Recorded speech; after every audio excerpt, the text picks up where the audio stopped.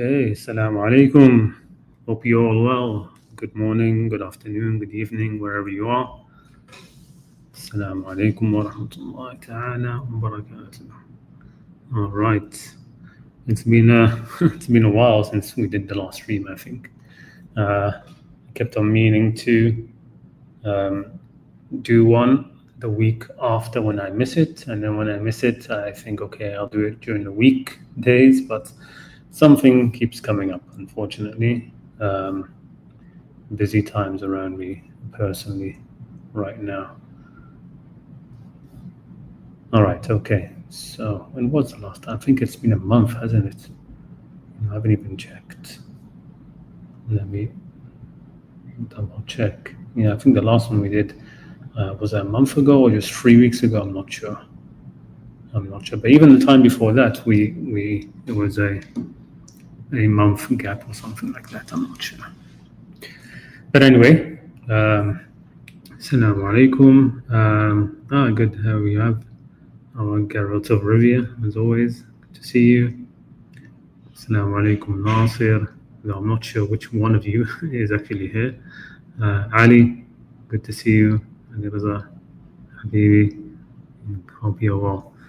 Show me here that I only have one viewer. I'm not sure if that's me or there is one other person with me here. Anyway, so what do I have? Oh, no, it's suddenly showing a 4.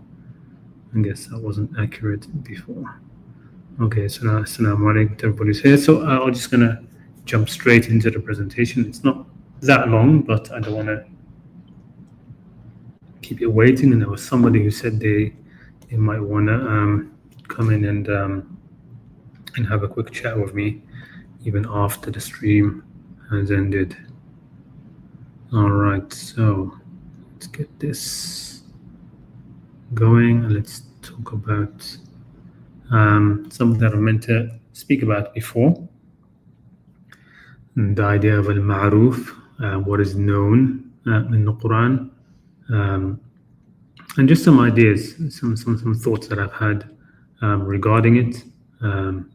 See if anybody will be able to add to them or flesh them out or see where they go. But anyway, these are just, again, remember this is, I should be reminding each time, but this is meant to be a series where I just, share some contemplations, mostly in trying to encourage others to do the same, right? To also try to contemplate the Quran, to think through it for themselves, to come out with any insights that they might have for themselves, and maybe even come on here and share them with us as well.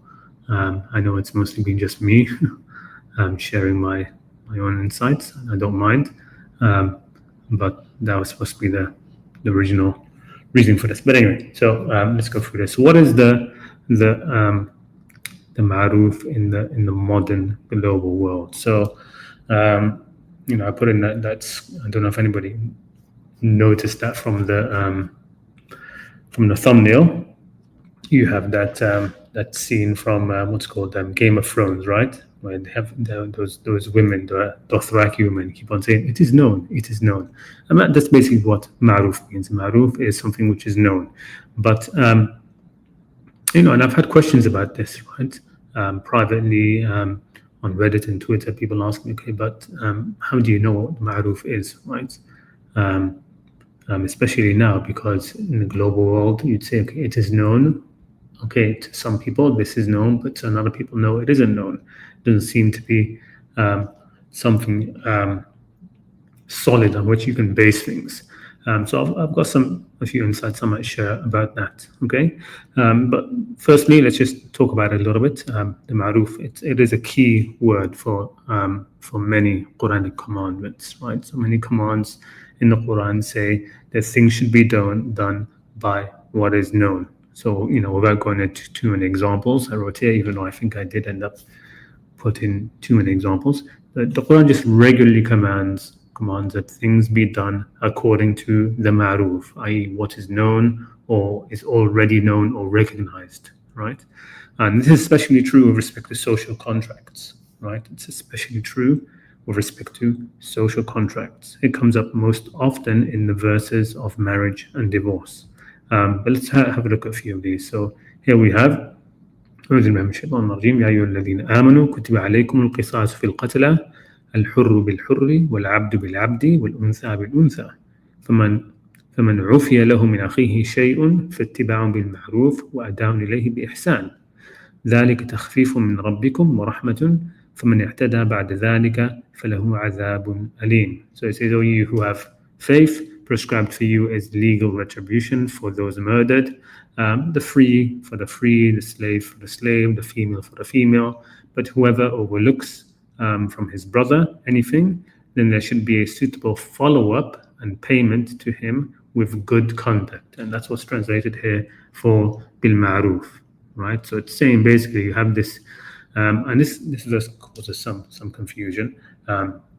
But the idea of, and I think it's actually Ibn Taymiyyah who, or somebody before him, who shows what this means, right? That it isn't that sort of like the retribution or the blood money is all sort of like uneven and like unequal, that everybody is unequal. This is basically about in the pre-Islamic tribal warfare days, right, where one tribe killed another, they fought each other, or some skirmishes happened, and then they wanted to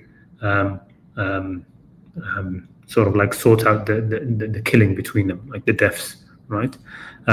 So rather than have, for example, this tribe will say, five of our men were killed, so we're going to take 5 of your men and kill them, right? Or 5 of our women were killed, and we're going to take 5 of your women and kill them, retribution.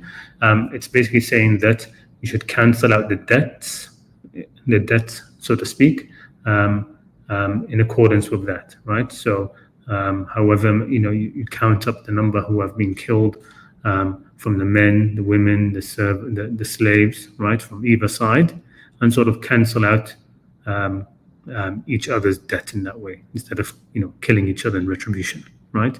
And then what's left over is going to be done by the diya, the blood money, right?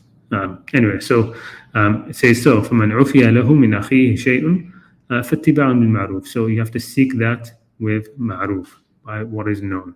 وَأَدَاءٌ إِلَيْهِ بِإِحْسَانٍ, and he should give it to him in good conduct, right? So anyway, the point is about, again, it's a social situation, right? We're talking about social situation of trying to, relieve the debts when it comes to these kind of like retributions and murders. Another example, كتب عليكم إذا حضر أحدكم الموت إن ترك خيرا الوصية للوالدين والأقربين بالمعروف حقا على المتقين. And this also comes up quite a bit as well, right? بالمعروف, and it's حقا على المتقين. It's a duty upon the people of taqwa, or sometimes it says a duty upon the people of ihsan, muhsinin. Okay, but here it's talking about prescribed for you when death approaches any of you, if he leaves wealth, is that he should make a bequeathal for parents and near relatives according to what is acceptable, right? And this, of course, flies in the face of the traditional Islamic fiqh, where they say you can't write wasiyah for your parents, right? Because they are already being given a portion of inheritance in the Qur'an. So anybody who's already receiving a portion of inheritance in the Qur'an, they can't be bequeathed anything. Right? So this is one of the verses which they actually say is abrogated by the Sunnah, right? So they say this verse has been abrogated by the Sunnah. But anyway, so we're talking again about the social issue, right? And then, of course, you have all of the verses which are about divorce, right? They all continuously talk about al-ma'ruf.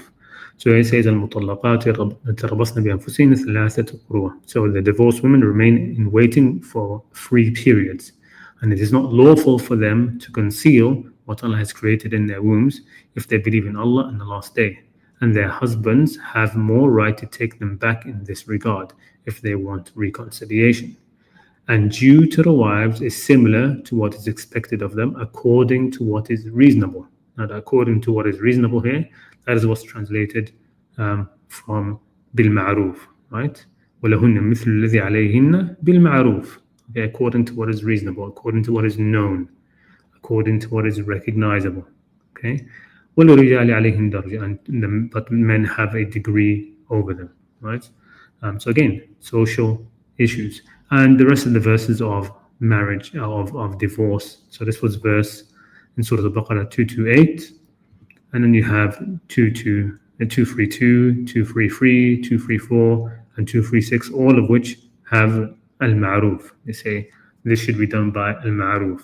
Okay, all about divorcing, and ending even with 241, which also talks about ma'ruf. Here it says وَلِلْمُطَلَّقَاتِ مَتَاعٌ بِالْمَعْرُوفِ, and for the divorced women is a provision according to what is acceptable, a duty upon the righteous. Again, حَقًّا عَلَى الْمُتَّقِينَ. Right? Mata' here is basically almost like alimony, as we'd say now, right? And give them some provision according to what is known, according to what is reasonable, right? So there's those verses. Then you have these two verses, okay, which show us. These are about the idea of the best ummah raised upon mankind, right? So in the traditional Sunni idea, it's that the Muslims are the best ummah among mankind. But of course, that isn't what's going on here. You have the verse 104, this one, which is a command. It's saying, let there rise among you an ummah, okay, which calls to the good and commands the ma'ruf. And let there be arising from you a nation inviting to all that is good. So it's an ummah within an ummah, right? وَلْتَكُمْ مِنْكُمْ ummah. And let there be of you, the wider ummah, an ummah within it that rises up and commands, invites to all that is good. يَدْعُونَ إِلَى الْخَيْرِ, enjoins what is right. Here, enjoins what is right is the translation of يَأْمُرُونَ بِالْمَعْرُوفِ. They command by what is known, command to what is known, right? What is recognizable. And they forbid or they discourage وَيَنْهَوْنَ عَنِ الْمُنكَرِ, and they discourage what is munkar, okay? And we'll come to what these words mean. It's basically known and unknown, right? And they discourage what is unknown, what people are not accustomed to, what they're not usually aware of. Here it's saying what is wrong, okay? The transition here is, what is wrong, which is itself not very correct, to be honest. And those will be the successful ones. وَأُولَٰئِكَ هُمُ الْمُفْلِحُونَ. And then in the idea behind these verses being close together is that 110 is basically now addressing this ummah which has risen up. So this verse here is commanding that an ummah rise up and be like this. And now that ummah within the ummah is the best nation produced among mankind. This verse here, kuntum khayra ummatin ukhrijat linnas. You are the best nation produced for mankind, which has risen up. Who are they? They are these guys, right? Those who call to the good, command what is known, discourage what is unknown, and they are the successful ones. So here it says, kuntum khayra ummatin ukhrijat linnas ta'muruna bil ma'ruf wa tanhawna 'anil munkar wa tu'minuna billah. Right, you are the best nation produced for mankind. You enjoin what is right, ma'ruf, and forbid what is wrong, munkar, and believe or have faith in Allah. And if only the people of the scripture had faith, had believed like you, it would have been better for them. Among them are faithful believers, but most of them are defiantly disobedient. Now, an interesting thing about this is a few verses later, it does talk about some of Ahlul Kitab who are of this description too. So they also are of the ummah, of this best of ummah, the best of nations, right? Because here, again, if you link these verses together, 104, 110, and then later, it's actually 112, I think, up to 115. But you have these verses, these famous verses, where Allah is speaking about Ahlul Kitab and saying they are not all the same. They are not all the same. What does that mean? They are not all the same. Among them is ummahs within ummahs, just like us. We have an ummah within the ummah, which is the best of ummahs. And among them also, there are differences. So here it says, لَيْسُوا سَوَاء مِنْ أَهْلِ الْكِتَابِ أُمَّةٌ قَائِمَةٌ يَتْلُونَ آيَاتِ اللَّهِ آنَاءَ اللَّيْلِ وَهُمْ يَسْجُدُونَ. They are not all the same. Among the people of the scripture is a community, in ummah as well. Standing in obedience, reciting the verses of Allah during periods of the night and prostrating in prayer.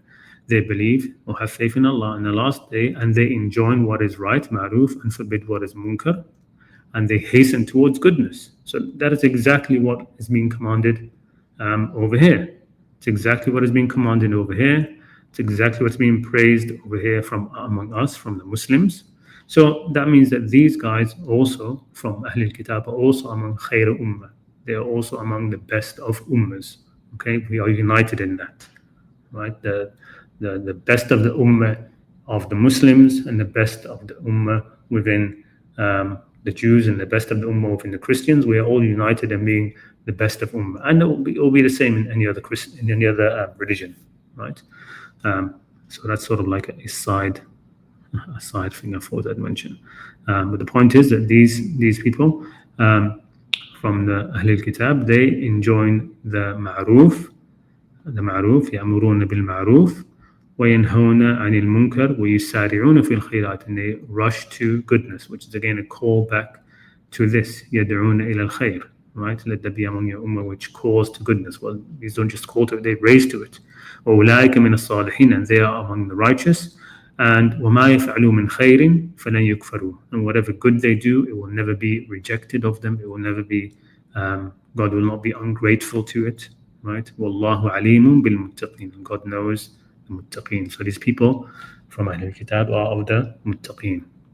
But again, so the interesting thing here also is that they also enjoin ma'ruf, right? And so their ma'ruf, they have a ma'ruf among them as well. We have a ma'ruf among us too. Are they the same? Are they the same? Do they have to be the same? Okay, we'll get to that towards the end, but not necessarily, right? But the point is that they, within their ummah, within their community, they command to what is ma'ruf, right? That doesn't have to be exactly the same things as for us, right? What is known among them might not be as what is known among us. And we'll talk about why that is. I mean, what is the idea behind commanding to al-ma'ruf in the first place, right? Anyway, let's just continue. In Surah An-Nisa, you have verse 6, which is about the orphans. I'm not gonna, I didn't want to put all of the verses, but just to let you know, it's again all these about social issues, social contracts, right? Social cohesion, right? Things which to make society function better, right? So, verse 6 from Surah An-Nisa about the orphans, verse 19. Surah An-Nisa about living well with women, عاشروهن بالمعروف, live with them in according to the ma'ruf. فإن كرهتموهن عسى أن تكرهوا شيئا ويجعل الله فيه خيرا كثيرا. If you hate them, it may be that you hate something in which Allah has placed a lot of good, right? And there are a lot of men out there living with women who they no longer like so much. But in them, it might so happen that you're with somebody who you don't like, but in whom Allah has placed a lot of good, right? Again, 4:25 is about marriage, right? It's about if you can't, it's about giving the dowry, etc., according to what is ma'ruf, that sort of thing. Surah Al-Araf, you have that famous verse about the Prophet, right? Those who follow the Gentile prophet who commands to what is ma'ruf and discourages the munkar. Okay, so this is one of the things which is a feature of the prophet, right? Known even in the previous scriptures. And this is an important one for later. That's my alarm. Hold on.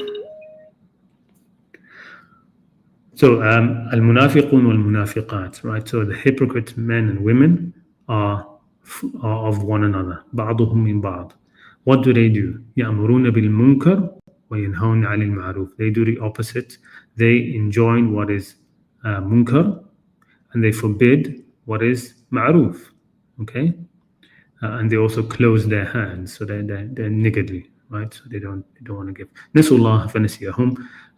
They forgot Allah, so Allah forgot them. إن المنافقين هم الفاسقون. The munafiqeen are the fasiqun. We did have a stream about the fasiqun quite a while back now, maybe more than a year. But the point is that the munafiqun and the munafiqat, they have this inverted, right? So they don't command to what is known, they command to what is unknown, what is unrecognizable, okay? What is maybe something novel or new, right? I mean, this is also sort of like, to be honest, the idea of munkar is, I think it's the closest Quranic parallel to the Sunni idea of bid'ah, right? Bid'ah, like a new innovation in religion or something. So when something is new, you don't recognize it, right? It's munkar, right? It's munkar. Which is, I mean, I don't think any of the traditional Muslims have ever sort of like made that leap or that connection of their concept of bid'ah with the Quranic idea of munkar.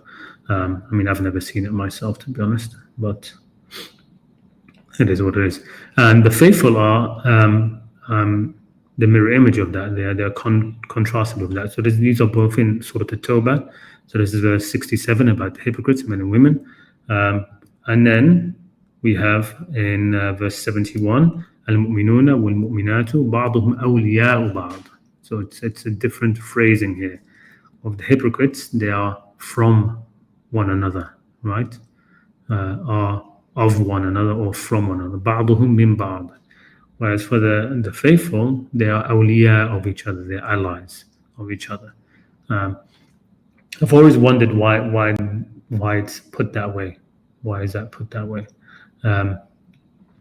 If I've thought about it in terms of the historical situation during the Prophet's time, most of the hypocrites were of the same families, right? So the Banu Umayyah in particular, right? So you could say that they were literally from one another, right? They were descendants from one another. Whereas the faithful, they can be from they're not united by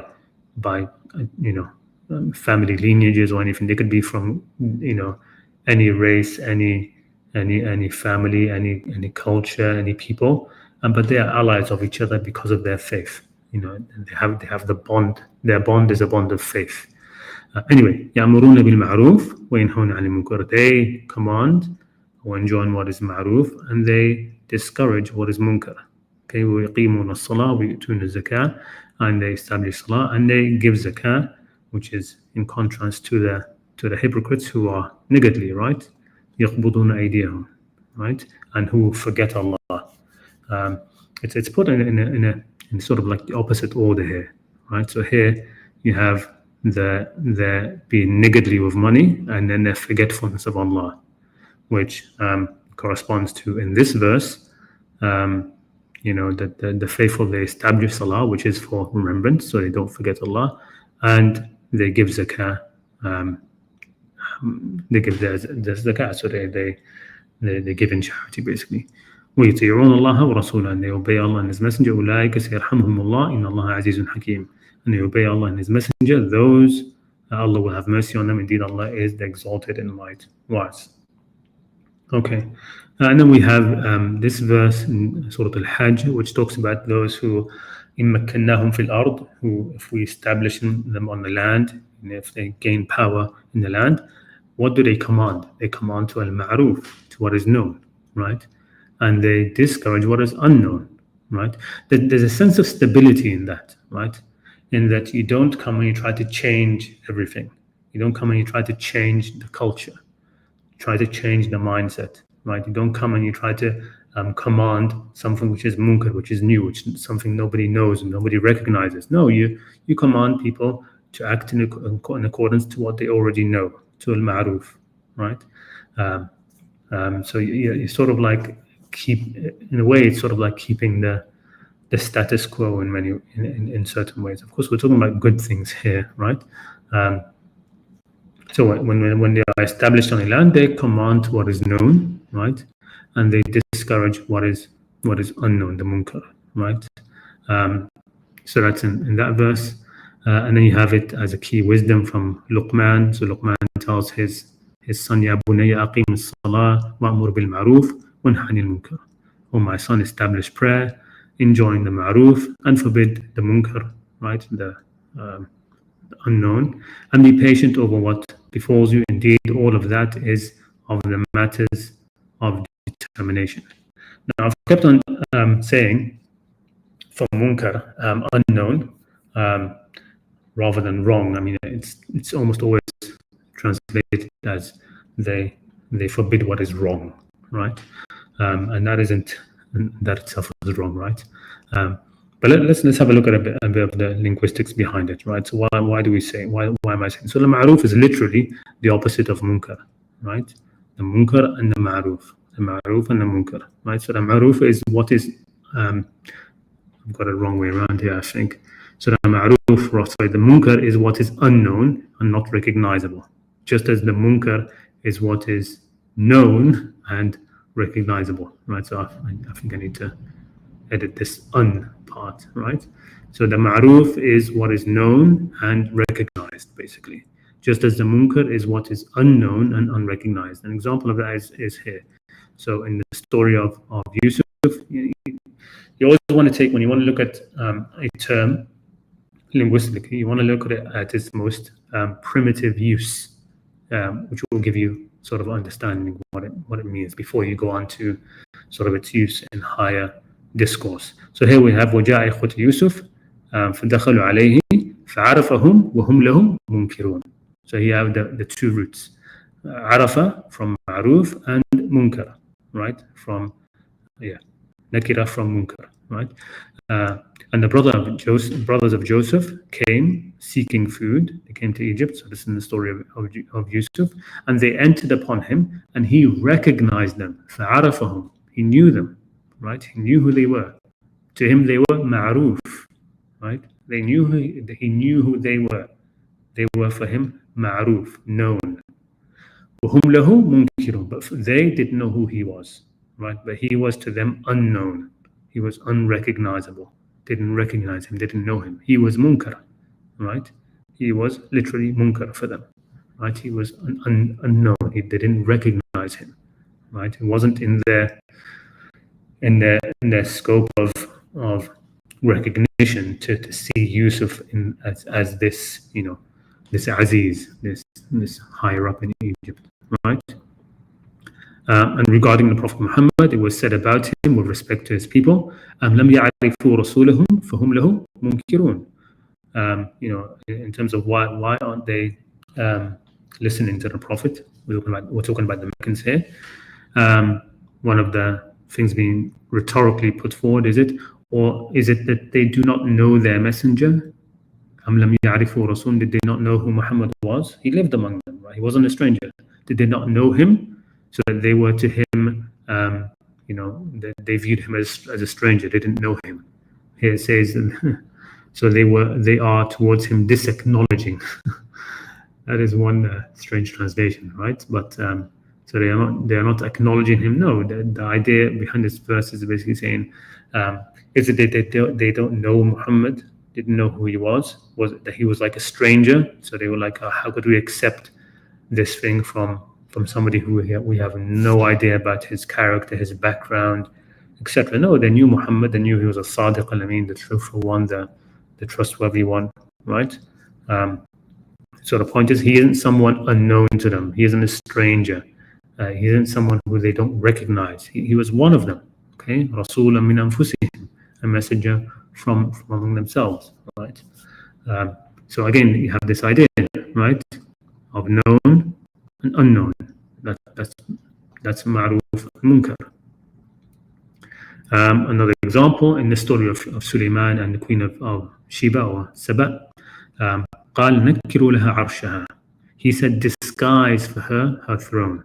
So, if you remember the story, Sulaiman gets an freed from the jinn to bring her throne over before she arrives. And then he says, let's make her arsh, her throne, unrecognizable. Right? قال نكروا لها عرشها. Make her throne unrecognizable, unknown. Nakir. Right? نكروا لها عرشها. Here's his disguise, which is, I suppose, is fine.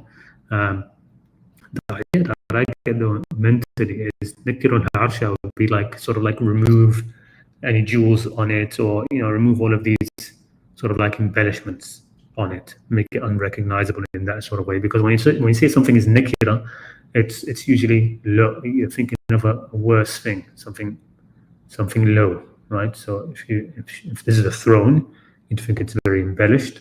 So when he says nakira, I have to make her throne unknown. So the idea I get in my mind is, remove the jewels, remove like the gold on it, remove, just leave it bare and see if she'll recognize it without all of its trappings. Okay. Literally make it munkar for her, make it unknown and unrecognizable. We will see if she can be guided to the truth, or if she is of those who cannot be guided. So the idea again, make it not recognizable. So again, that's what munkar is, and ma'ruf is the opposite of that. Okay. Now I wrote this, the note that I made this presentation from when I was thinking of this topic. I actually wrote it a long time ago, and I was writing something here. I have no idea why I wrote focused. I think this is a typo, and I've been trying to figure out what I meant over here, because it was some idea that I had which I never fully wrote down. But I wrote here, there may be no ma'ruf, so it is imperative everything is focused. If anybody could figure out why I wrote that, it would be very helpful. Okay, so let's actually talk about ma'ruf sort of for us now, right? So global versus modern, that's the first sort of like headline I have here. So when you put all of that together, it doesn't seem to me that you can talk of a global ma'ruf, right? Something which is known globally. Another typo, I need to change that, right? At least not beyond universal human values and fitrah, right? So in a sense, you can talk about ma'ruf in that way globally, right? There is a ma'ruf which is known globally, right? So in that sense, everybody all over the world can enjoin the ma'ruf, right, and discourage the munkar, because we're talking about universally known things by fitrah, universal human values, right? The stealing is wrong, and the stealing is a munkar, right? So anybody saying that stealing is okay, people will look at that and say, no, we don't know that, we don't recognize that. That is something unknown to us, that you could come along and say stealing is fine. No, that's munkar. Okay, we don't know that. What we know, what is ma'ruf, is that stealing is not allowed. It's not okay, right? It's a sin. Okay, so that's the way you would think about it when talking about global, a global view of what is going to be munkar. But what about the ma'ruf, or what is going to be ma'ruf? But what about the ma'ruf and the munkar that is more sort of culturally specific, right? Especially when cultures all begin to mix and live side by side in the same cities and communities and even families. Does it simply become a matter of negotiation, right? So in those previous verses when we talked about, especially when it comes to marriage, right? Marriage and divorce and, the right dowry. What is that, right? When we say we'll give the correct dowry according to what is ma'ruf. Well, what becomes ma'ruf when you have different cultures living together, right? And each culture has its own sense of what is known in these regards, right? I mean, these are very socially, culturally specific social ideas of what should be acceptable or unacceptable, right? Even simple things like in a marriage, right? So who should be the sort of like the person, sort of like the head of the household, right? In some cultures, it's known, it's ma'ruf, that the man is the head of the household. Now, no, in many cultures, no, that's not part of what is known. It's not part of what is ma'ruf, right? What's ma'ruf is becoming no. We're partners, and nobody, has the sort of like, nobody is the head of the household. Okay. So how does that get navigated? It's going to be just by a matter of negotiation. So how can we identify the modern ma'ruf when what is known is changing as well, right? So it's not just that you have different communities and cultures living together. Even within a community and a culture, just from one generation to the next, what is ma'ruf is changing, right? That never used to be the case. It never used to be this very big, wide gulf between the ma'ruf of one generation and the ma'ruf of the next generation, okay? Things are changing incredibly rapidly now, right? And I would note here that, something that somebody said once, I think it was Martin Lings in one of his books, that, that kind of acceleration is often a sign of regression, right? Rather than of progress. When things start to change very, very rapidly, right? That is not usually a sign of progress, right? It's usually a sign of um, degeneration. Okay, in nature, at least that's how it is. So I've got some ideas for a way forward, and maybe some of you could think about them and get back to me on them. So defining ma'ruf, the modern ma'ruf, through the munkar. So if it's more tricky to know what is ma'ruf right now, okay, perhaps at the baseline, rather than trying to wrestle with what is ma'ruf now, if you are indeed wrestling with it, is instead to try to define what is the ma'ruf through what is munkar. So if you understand what the munkar is first, maybe that can be a way, a doorway into understanding what is the ma'ruf.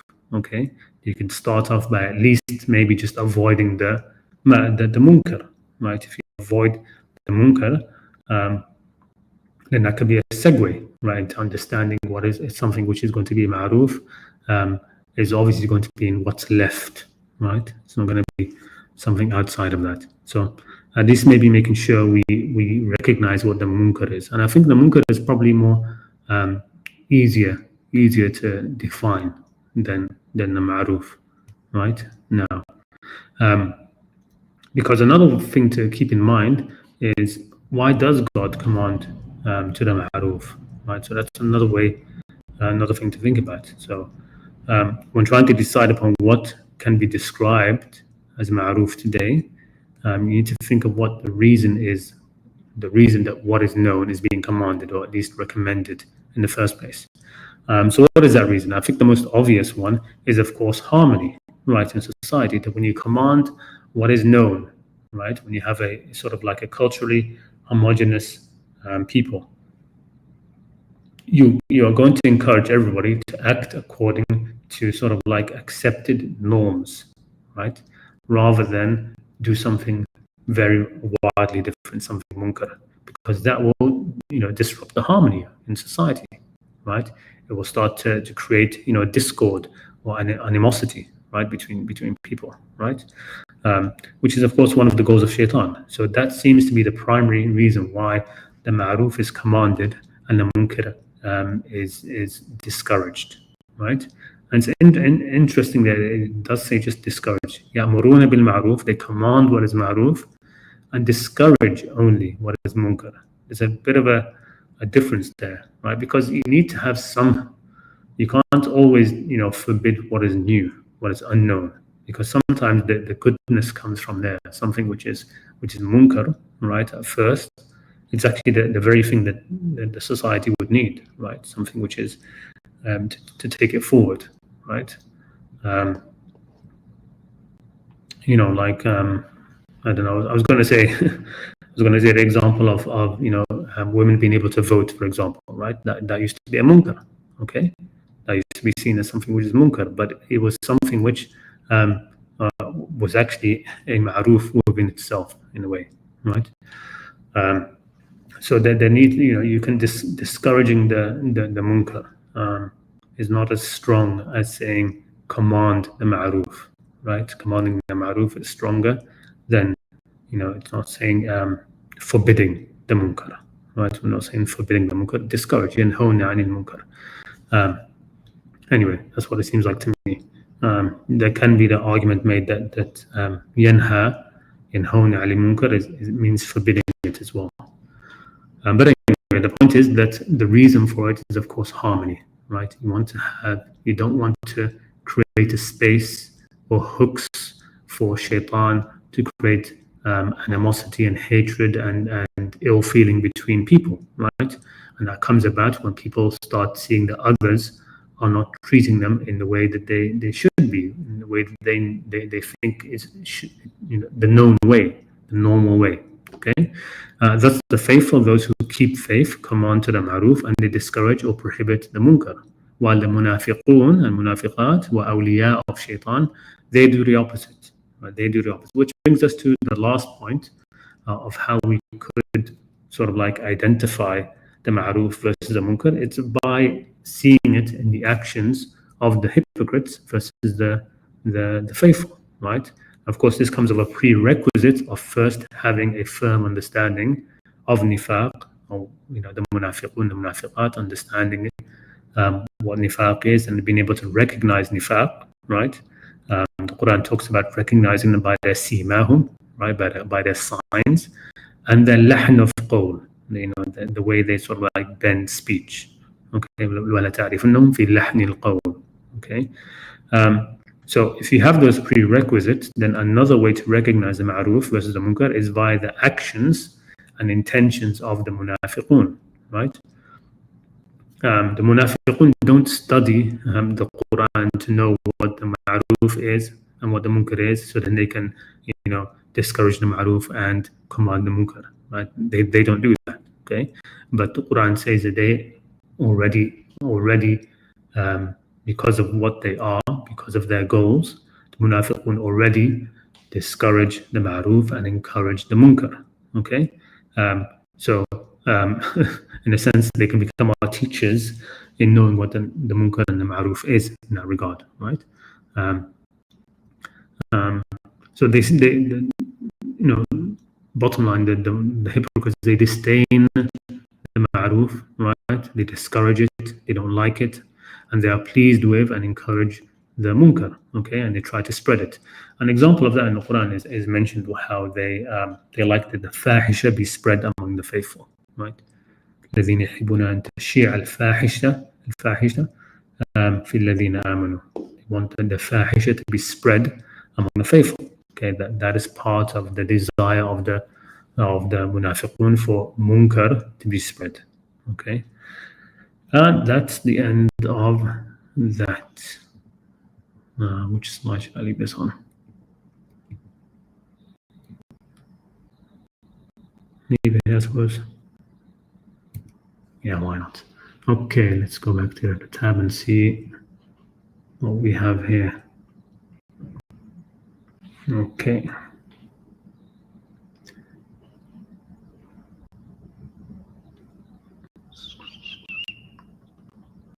There's Rivia, still have you there. That's the last comment.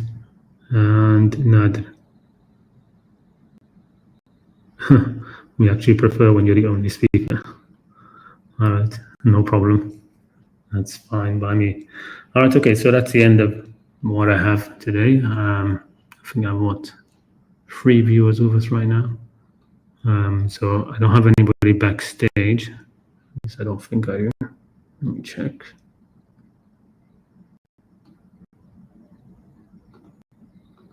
There used to be a comment for the private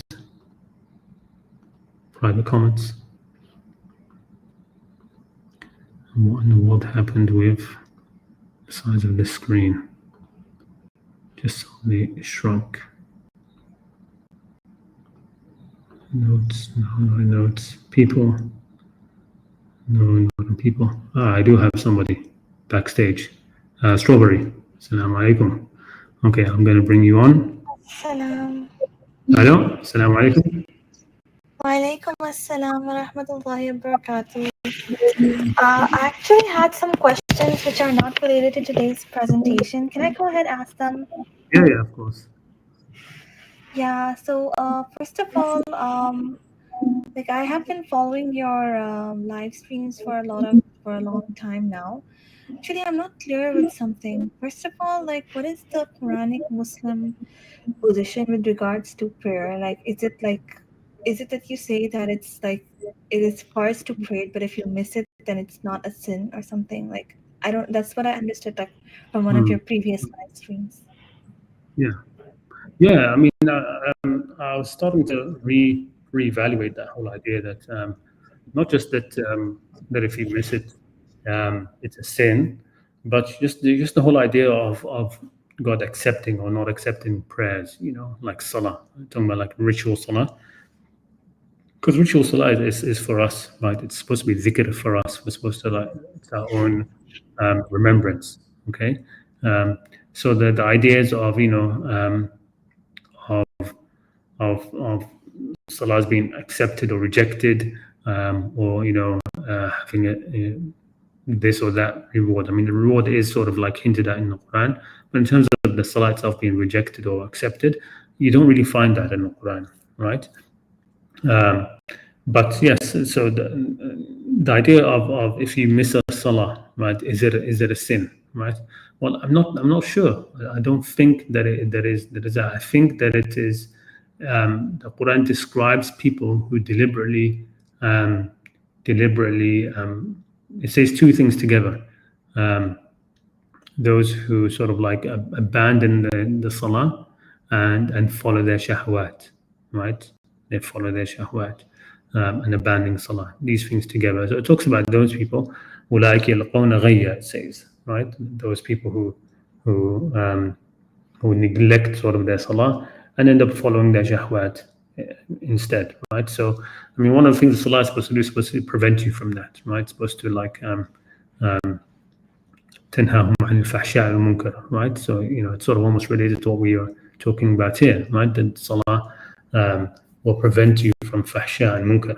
So those who already they sort of like don't pray, they neglect it, right? They're already in that sort of like they don't have something which is more of a barrier from the pursuing the fahsha and munkar. But is it that we are going to be sort of like punished for missing prayers? I don't think so. Right now, I'm not convinced by that. Right, so I'm not convinced by that. I don't see any sign for it. I mean, we are commanded to pray. So in that regard, that if you sort of like decide I'm not going to pray, okay, that is going to be something which is sinful, right? Because you're deliberately disobeying.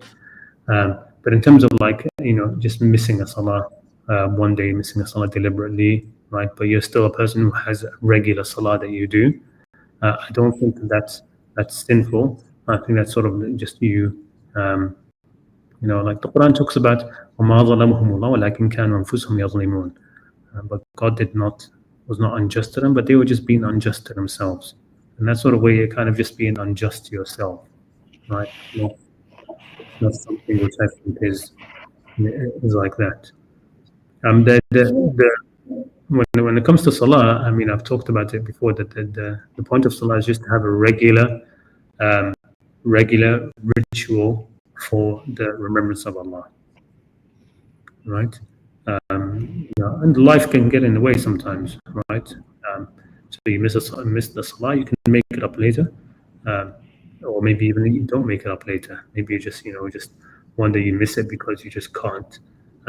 You're overwhelmed by so many things, but the next day you just continue praying as normal, right? I don't think you have to have this weighty idea that every salah you miss you must make up.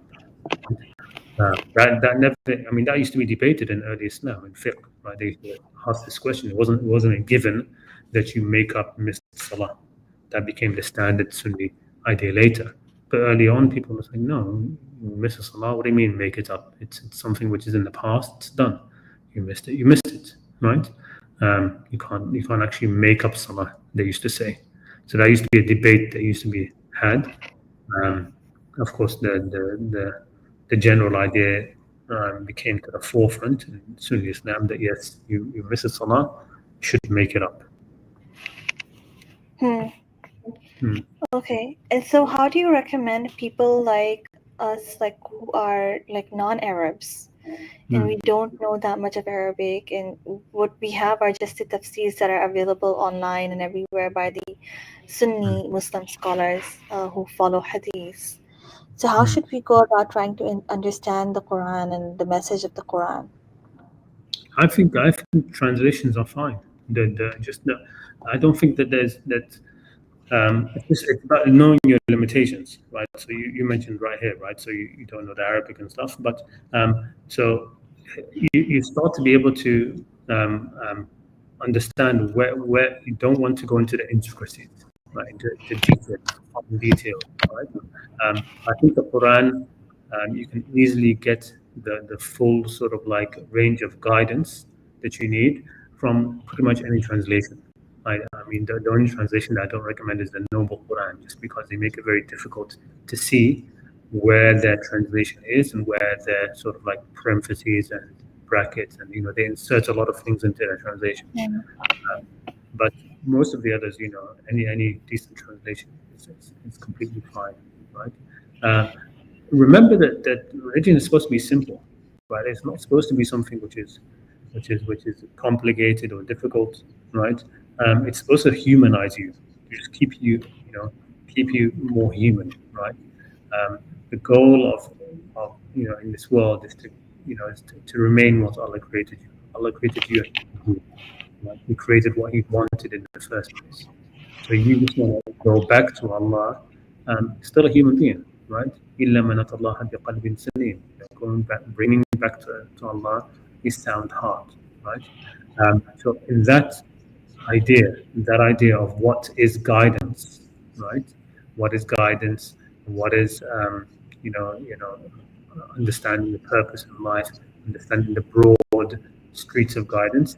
It's very easy, right? Very simple, right? The problem is people try to make you include the sort of minor things in those major things.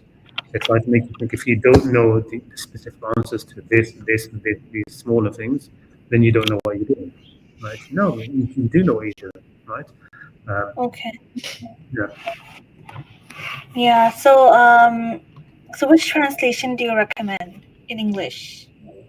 I haven't read. To be honest, I used to read a long time ago the Yusuf Ali translation, but it's very archaic for people now. But, I read it when I was much younger, and I sort of like stuck with it, and I got used to it. So I used to like that, and it has a lot of the spirituality, sort of like in there. It's more sort of metaphorical. So I like it myself. But I think the most popular one is Sahih International, and I think the Clear Quran is supposed to be very good as well. I haven't read a full translation other than Yusuf Ali. So I can't really say to that. But every translation that I've seen has been workable, right? I mentioned, I think, in the last live stream that really, if you want to, so the first thing is just understanding just the Quran generally. If you just want to understand general guidance, you can get that from any translation. You don't need to go into the intricacies, right? You don't need to try to pull out fiqh from the Quran, right? So you can get that guidance, right? It's not veiled by a little bit of translation. So there's that. But then there's, if you want to sort of like take it a step further, there are just a few key terms in the Quran, key words in the Quran, which if you can learn them or understand what they mean, they really protect you from all of the sort of like the misunderstandings and misconceptions that you would generally see. Understanding kufr really means, what shirk really means, what ibadah really means, what taqwa really means, these key terms. So in that regard, maybe the best translation is the one by Baba Shuaib, right? If you've heard of him. Baba Shuaib. He's a Quranist. What's his name? YouTube channel again? The correction officer. So he wrote. He did it. It's available online for free. It's called the. Let me try and find it now. I think it's the Great Quran. The Great Quran. And what he did, the good thing about his translation, maybe, which would make it the best in this sort of like way where you want to study it, is that he has the transliteration right next to each word, rather than the transliteration separate. He has it with each word. Let me try and find.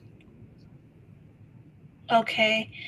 And I also wanted to ask you, so I have seen some of your other live streams as well before, but so what do you think about, like, how will justice be meted out, like, on the Day of Judgment? Is there going to be like an exchange of deeds to kind of recompense or something? I didn't hear that last part. Is there going to be like an exchange of deeds between the oppressed and oppressor to even things out? Okay, yeah. As far as I can tell, yes, there will be sort of that sort of sort of exchange of deeds, as you say, between oppressor and oppressed. Yes, that وَلِيَحْمِلُنَّ أَوْزَارَهُمْ وَمِنْ أَوْزَارِ الَّذِينَ يُضِلُّونَهُم بِغَيْرِ عِلْمٍ. That they will carry their own sins as well as the sins of those whom they misguided without any knowledge, right? Without knowledge. So yes, people will be culpable for what they did to other people, right? So I think there will be that balancing. And if there isn't, let's say there isn't, right? That in the end, the person who's been oppressed and he's been patient in his oppression, that counts towards his good deeds anyway, right? That counts a lot towards his good deeds. And the person who's sort of like a sinner and is also oppressed himself, so he's oppressed but he's still a sinner, then he's going to be held accountable for that too, right? So it's not always like, the Quran does talk about those who were themselves oppressed on the land but they would not do anything about it.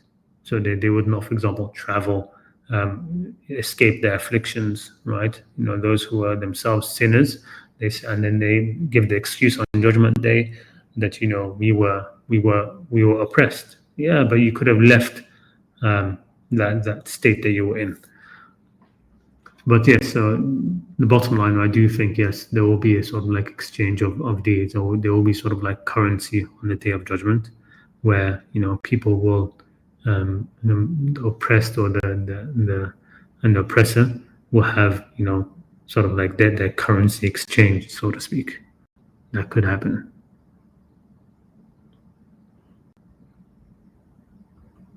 Hello? Sorry, I was talking on mute.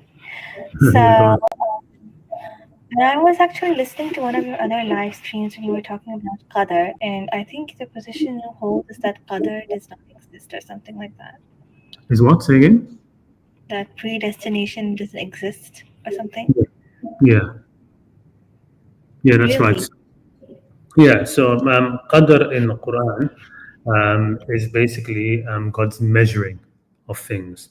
So it's the measure of Allah. Like, so whenever the Quran talks about Qadr, it's really talking about Qadr in creation in terms of like how He's measured everything out. Okay, so He's measured out the size that a human being can grow up to. Right, you're not going to grow higher than this. The position of the heavenly bodies, right? That's qadr, right? It's put in certain, it's measured out in certain distances, all right? That's part of qadr as well. The qadr of there being a predestination, whereas like everything that's going to happen, right? Allah has predetermined it. That's not true, right? That's wrong. That was basically one of the earliest things pushed by the caliphs, right? So as always happens, right? Every tyrannical kingship or dynasty always wants to push the idea that they arrived in their position by God's decree, that God ordained. He foreordained us being in charge, right? So don't blame us, for being the tyrants on top of you, right? This was foreordained by Allah. So are you going to be angry at Allah that we are that we are your oppressors, or that we are the ones in charge? No, He chose this, right? So it comes from that. The main hadith which is used to sort of like justify the idea of qadr, in terms of that, you've heard, the 6 pillars of faith, right? The 6 pillars of iman, right? That you believe in Allah, His angels, His messengers, His books, the Day of Judgment, and the qadr, the good and the bad from Allah. That last part, وَالْقَدَرْ خَيْرِهِ وَشَرِّهِ مِنَ اللَّهِ, that part comes from the hadith of Jibreel, what's called the hadith of Jibreel, right? If you've heard of it, which that version of it doesn't appear anywhere else. Nobody else narrates it, and it comes through the governor of an Umayyad governor, basically one of the governors of the Umayyads, right? And he narrates it to in the context of some people coming up. He's basically being told, there are some people who have appeared among us who have who deny qadr, who deny this predestination, right? And then he ends up saying, well, they shouldn't because I have this hadith, right?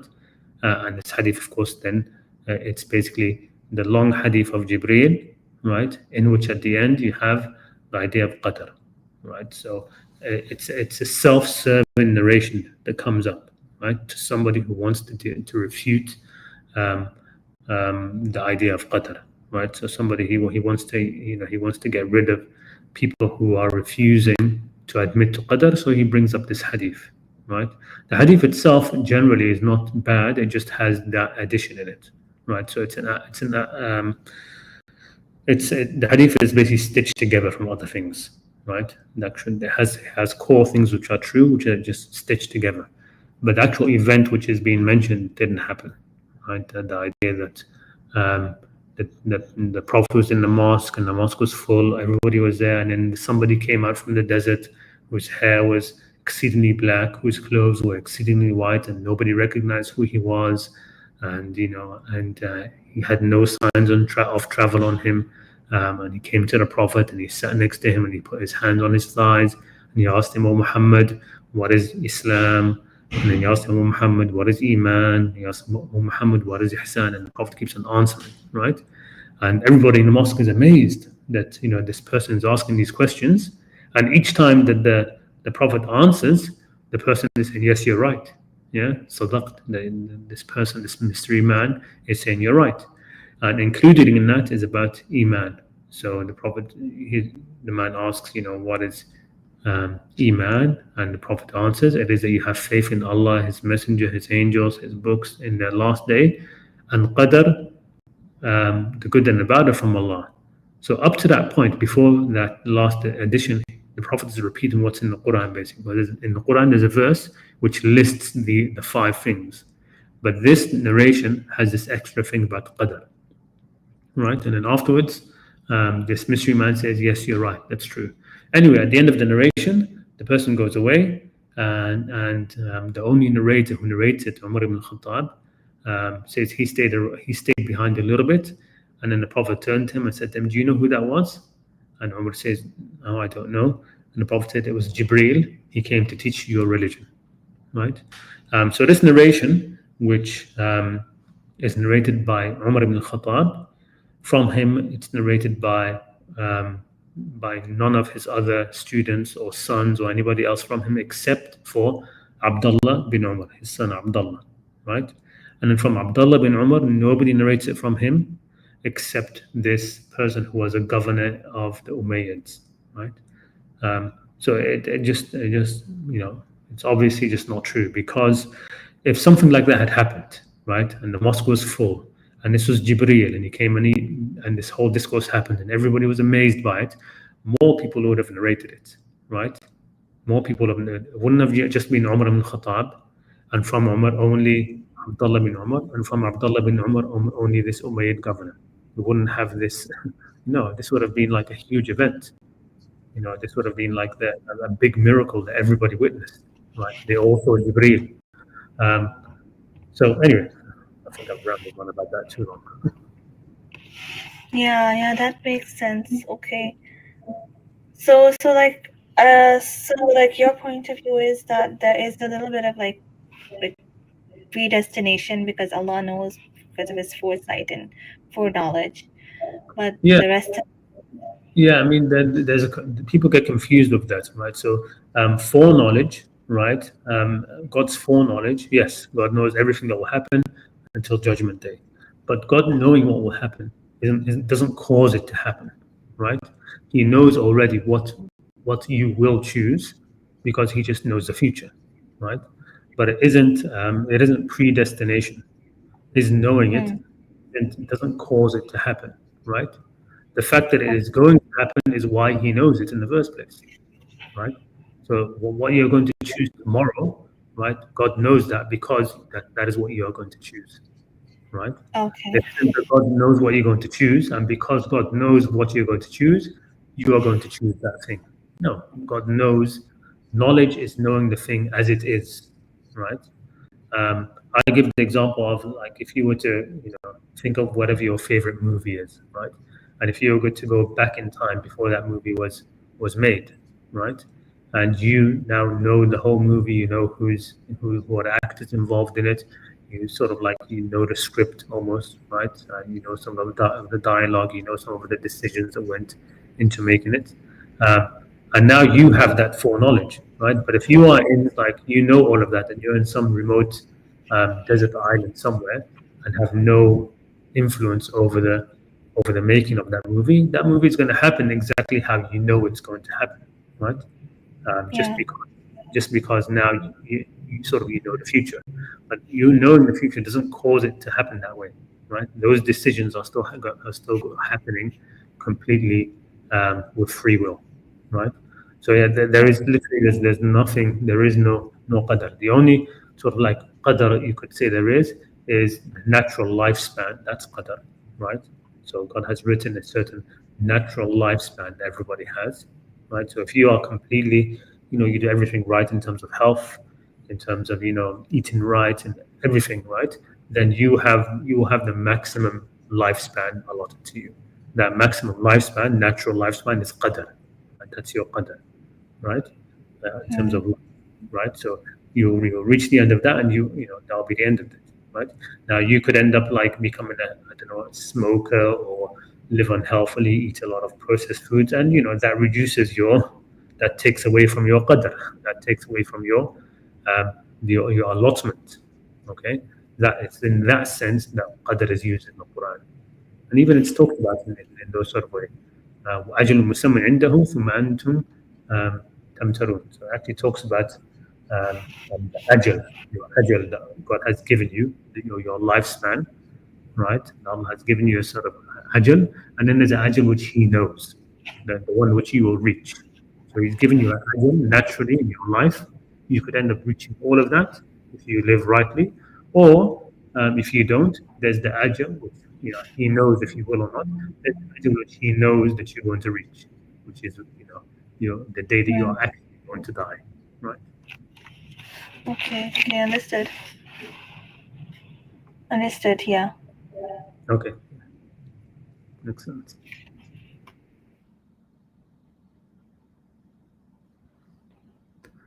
All right, let me just check the chat quickly. If you mean with exchange of deeds, that someone will oppress someone else will gain evil deeds of those, then I think the story of the sons of Adam says that the other brother will take over. Yeah. So I wish that one of the sons says that's the one I was thinking about. I wish that you will take my sin and your sin, so that you will be of the people of the fire. Right. So he says that. So you do have that. I mean, it's not completely obvious in the Quran, the idea that that there'll be sort of like exchange of deeds and sins, sort of like currency being exchanged, between people. But it does seem to be hinted at in places, especially like that.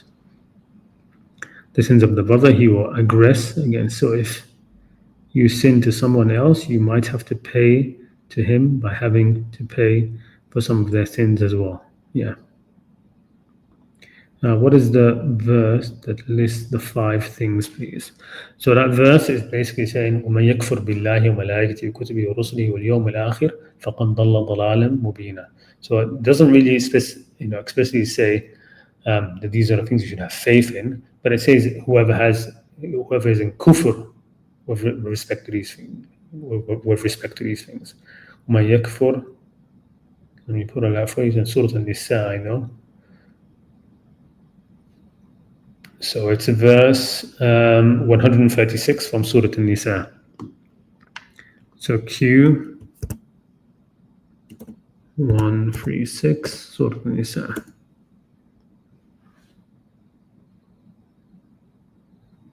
I wrote that wrong. Q4 136.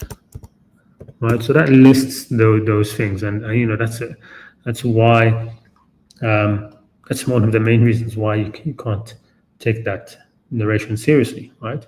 The Prophet would not add to a list that is in the Quran, right? Especially this thing which has created the most trouble in the ummah, like the amount of arguments that people have had over qadr and the amount of justification for the tyrants that's been given through this concept of qadr, right? Um, yeah, it's that. All right. Our lady Strawberry left. I thought she had a few more questions. She was like, sounded like she was going through some notes or something. But okay, I have another person backstage. I'm bringing him on now. Assalamu alaikum, Ibad. Ibad or Ibad, maybe. Yeah. Hey, Am I assalamu alaikum. audible? Yes, I can hear you. Walaikum salam. How are you doing? Okay. Yeah, I'm good, alhamdulillah. What about you? Thank you. I'm well. Okay, so there is this verse in Surah Al-Falaq which talks about something blowing up the knots. Something blowing up the what? Sorry, I'm sorry. Your voice is a bit of echo, not echo, but it's not very clear. Say it again. A verse in Blowing Surah. up the knots. Blowing up the knot. Oh, blowing of the knot, Surah Al-Falaq. Yeah. Yes. So I thought a bit about that. That's the whole thing about about you say about witchcraft and stuff, right? So من شر النفاثات في العقد ومن شر حاسد إذا حسد, right? So Mm. the way I took that, I remember thinking about this a while back, and I haven't revisited it in a long time, right? Because there's a whole idea of the magic and evil eye and all that kind of stuff, right? I think there's a lot of superstition with respect to that in the ummah, right? Um, is there any kind of like this black magic that can be done, by blowing on knots and stuff like that, right? So I'm not entirely convinced by that. Okay, so being not convinced by that, let's think of. I started to think about this verse. Okay, can it be thought of in another way? And the most obvious thing about it for me is that you're seeking, because it's about seeking refuge, right? So from the beginning, the surah is basically about seeking refuge with things which are known, right? All of it is about external things, sort of like that can be seen.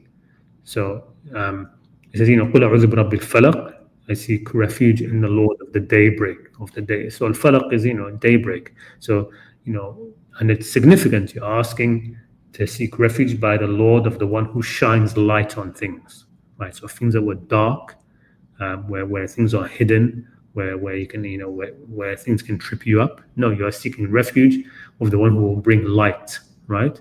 So that you can see things as they are, right? أعوذ برب الفلق من شر ما خلق, from the evil of what he's actually created. So the khalq, the actual created things. ومن شر غاسق إذا وقب, and from the evil of darkness as it intensifies. So when things become very, very murky, right? It's difficult to see where the evil is, right? Because it's very dark.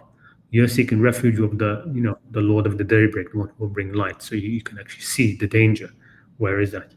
And then it says, وَمِن شَرِّ النَّفَّاثَاتِ فِي الْعُقَدِ, and that is one of the most murky things there is. People secretly in corners there, sort of doing dark, trying to do dark magic and dark rituals, and blowing in knots and these sort of things. وَمِن شَرِّ حَاسِدٍ إِذَا حَسَدَ, and from the evil of the envier as he envies, right? When the person who's practicing his envy and he's acting in an envious way, right? That person can be very damaging, right? So if you look in between those, you have this idea of nafathati fil uqad, those women who, I think one way to read this is you're talking about women who are in that sort of like state. Like, what kind of a woman does this, right? What kind of a woman will sit there and sort of like try to make spells on you? So you're seeking, I'm basically seeking refuge from the evil of that mentality, right? Of the sort of person who's going to try to do magic and black magic and blow on knots, right? So the person who actually believes in these kind of things. So if you can imagine somebody who believes in this kind of black magic, ritualistic magic, and because it's out there, right? The fact that there are people, I mean, I don't think that this verse is saying that this kind of magic is real. It's saying that mm, these kind of people who try to do this kind of magic are real, and that they will commit a lot of evil. And you want to seek refuge from these kind of like, delusional people, right? These people who will try to do this kind of thing, these kind of things, black magic and stuff like that. What else can you expect from people like that, right? What kind of evil can you expect from them? So the verse says, وَمِن شَرِّ وَمِن شَرِّ النَّفَّاثَاتِ فِي الْعُقَدِ, and from the evil of those who do these things, from their evil, whatever evil it is that they do. Okay, it's not saying that thing that they're doing that is actually sort of like effective, that it works, that it's real black magic, but just from them and their evil in totality, right? okay, And so like their mentality.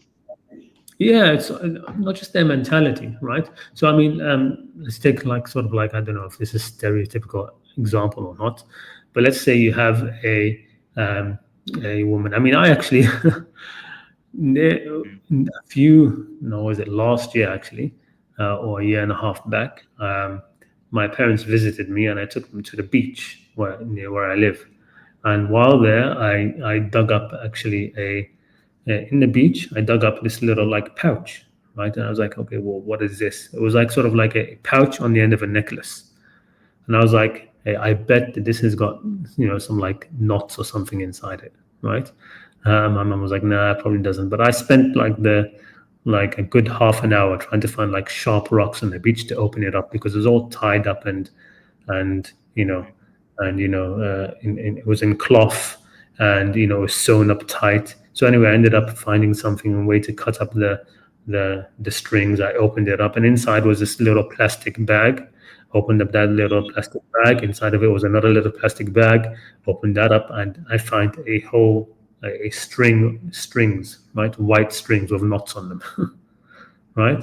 So the person who's done that, right, the person who's actually gone ahead and gone through all that trouble, right, what else can you expect from this person? Well, what will they do, right? This is somebody who believes that they can do this kind of black magic, right? What else will they not do to you, right? If they could they poison you, can. they'll poison you, yeah?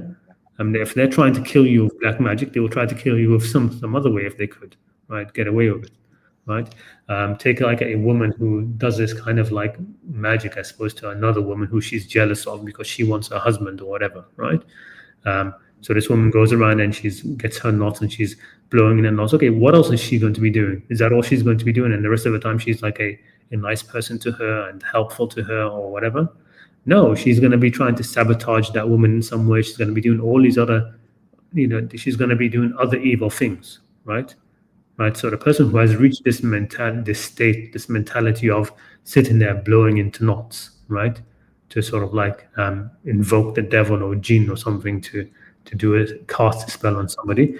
This is somebody who you don't want to be around them, and you want to seek protection from their evil in totality, whatever they do. Okay, so that's how I would that's a way I would read that if you're not sure about the whole black magic and stuff like that, because you know So, I don't want to be completely dismissive of it. It might actually be things there where because I do believe that there are jinn exist and these sort of things, and and mankind did learn sihr, right, from those two angels in Babel.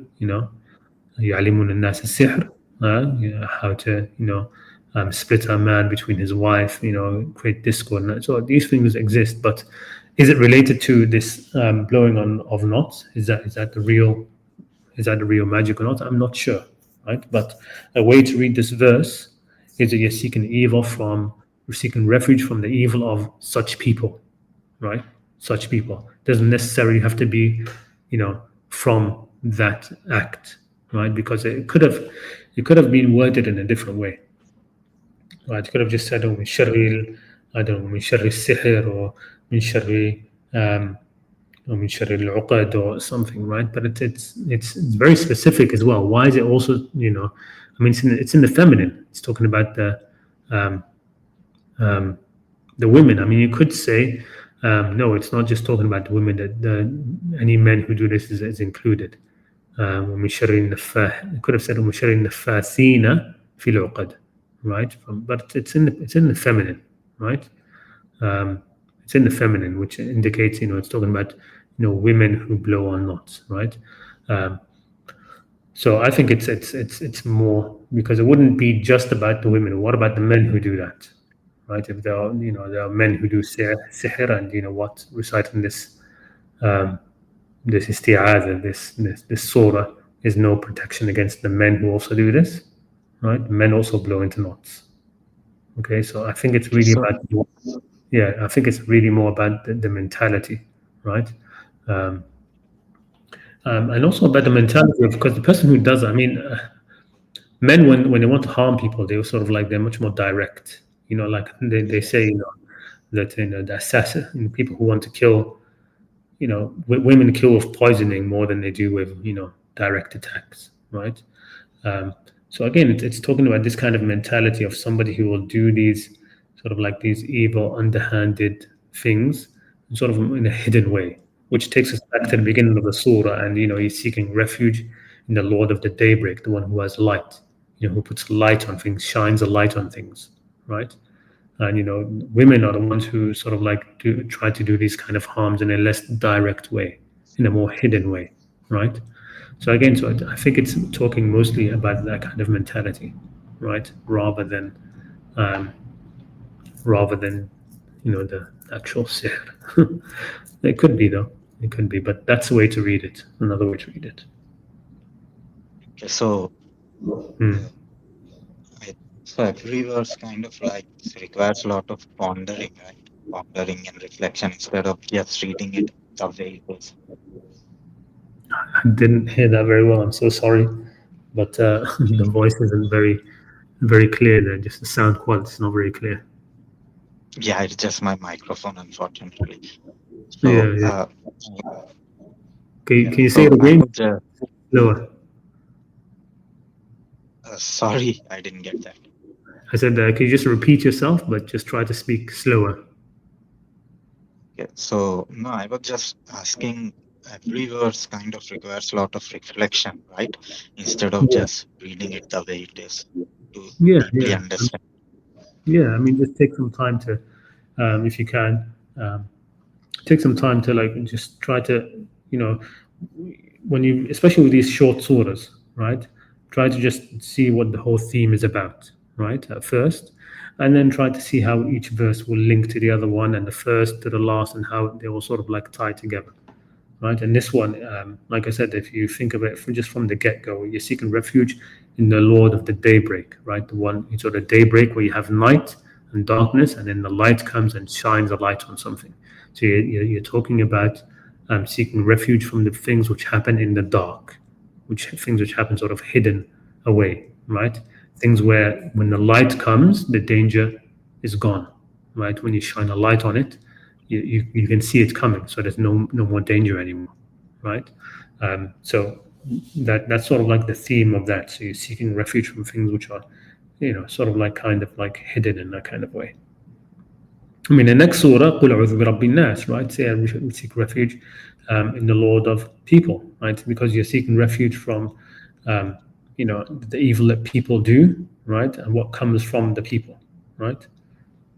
من الجنة والناس, right? What comes from people, whether from them themselves or from the whisperings of shaitan, whatever. But you're talking now about the actual, all the evils which come directly straight from the people, right? Whether it happens straight out, doesn't happen in the dark anymore, right here.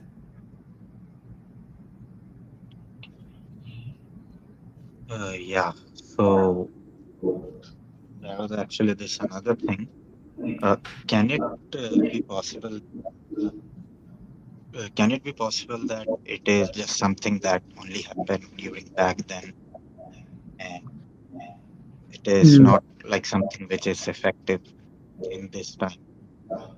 I mean, I don't see how, unless sort of like the knowledge was lost. So it could be that it's something which which only happened in that time. But I would say if that's the case, it would just mean because it's something that was, there was some practice that was lost, some witchcraft, whatever that was lost. So yeah, that could be the case. That could be the case, right? Um, that because um, of course, in the Islamic Ummah, consider these things as huge crimes, right? So all it takes is is it being wiped out in one generation for that knowledge to be lost, right? So it could have happened during the Prophet's lifetime, or the next generation, or the generation after that. If the Arabs had this specific type of witchcraft of blowing into knots, and that got wiped out, right?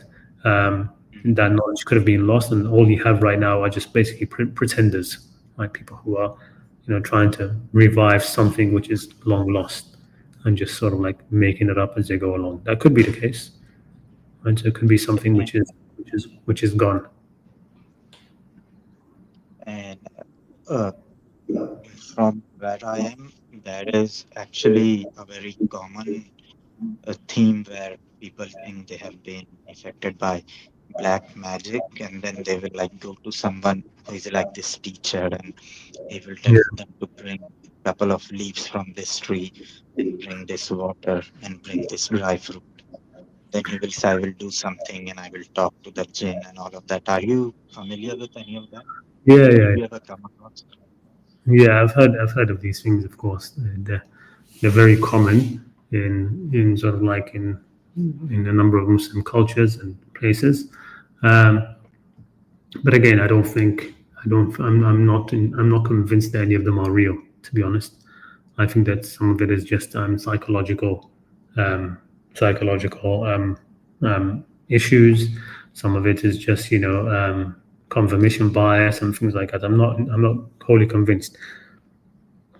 I remember, for example, the whole idea of for example, like jinn possession.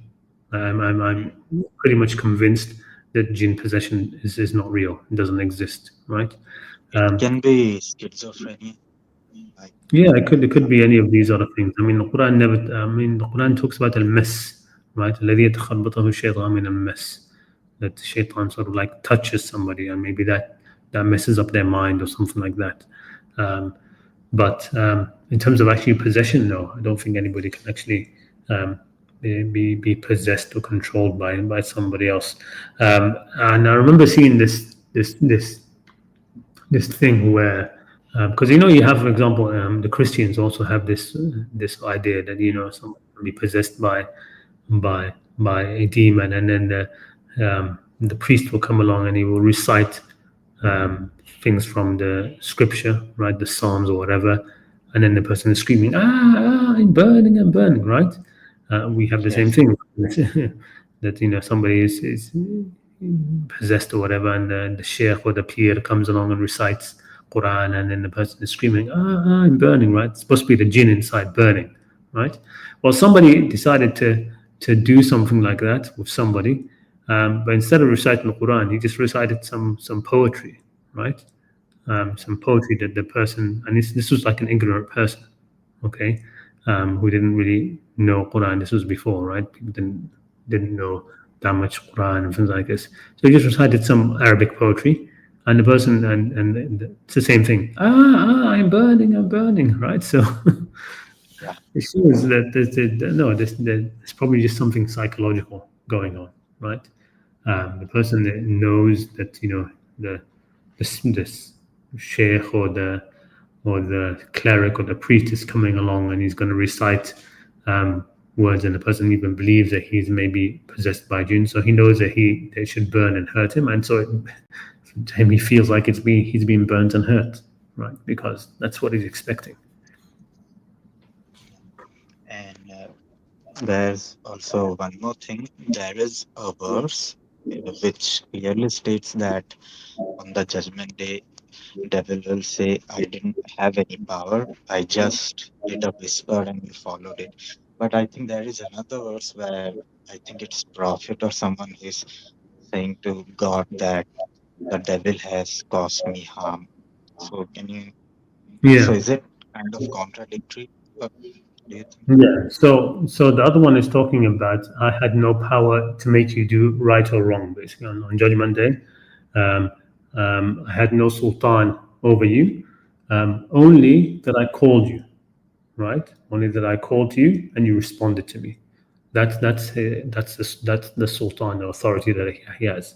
Um, and I actually did a stream about Shaitan Sultan. There's a stream that I have called Shaitan Sultan because the Quran does talk about um, the Sultan that he does have, the authority that he does have. What was the verse? إنما سلطانه سلطانه على الذين يتولونه, right? So Shaitan has certain sultan, sort of power over those who take him as his awliya, right? إنما سلطانه على الذين يتولونه. So if you want, you can check out that verse. It's verse 16. Sorry, Surah Al-Nahl. So Surah 16, verse 100. So the verse basically say the one before it says إنه ليس له سلطان على الذين آمنوا وعلى ربهم يتوكلون. Right? Or let's go to the verse before that. It says فإذا قرأت القرآن فاستعذ بالله من الشيطان الرجيم. So when you recite the Quran, first seek refuge in Allah from shaitan, the expelled, the rejected one, the outcast. الشيطان الرجيم. إنه ليس له سلطان على الذين آمنوا وعلى ربهم يتوكلون. For truly indeed, there is for him no authority, no sultan over those who have faith and rely upon their Lord. And then the next verse says, إنما سلطانه على الذين يتولونه.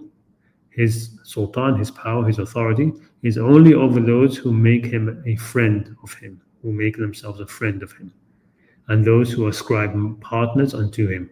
Right? So, إنما سلطانه على الذين يتولونه والذين هم به مشركون. Those who commit shirk with him. Right? So, Shaitan does have sultan over these people. Right?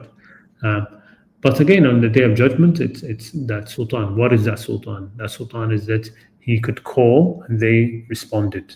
Right? Okay. ما كان علي عليكم من سلطان إلا أن دعوتكم فاستجبتم لي. I just called you and you responded to me. All right. And the other verse, so that's that. But so it's not a contradiction of the other one where that's in the story of Ayub, right? بنصب وعذاب, where he says, Shaitan has sort of like touched me with